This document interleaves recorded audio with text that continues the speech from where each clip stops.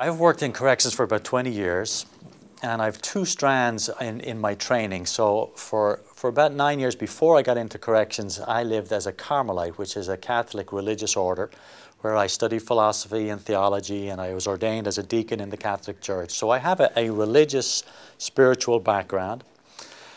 In the last 20 years, though, too, I've also been trained in corrections in terms of treatment, what works with people, what doesn't work with people to lift them out of crime. So I have a whole treatment, correctional side of me.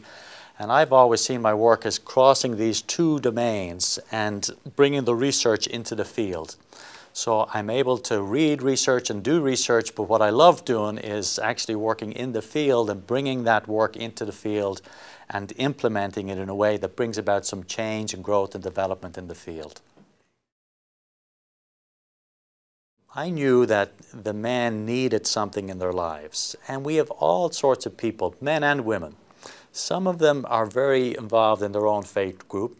Some are not particularly drawn to religion at all. In fact, they're a little bit afraid of it. But they are drawn to nature. They're drawn to a spirituality, maybe a higher power. That's the second group. And then there are some people who are clearly just not even interested in that. They're just interested in humanity and life. So you might call them humanists or secularists. They don't have any interest in religion, or they don't really have an interest in spirituality. But each of these three groups make meaning in their own way. One is religious, one is spiritual, and one is true humanity. And I knew that we needed things, we needed programs, we needed a way of reaching all of these folks. And that's what attracted me to the TM. Because TM is clearly not a religion. There's nothing religious about it. So what it can do is it can work with all three groups.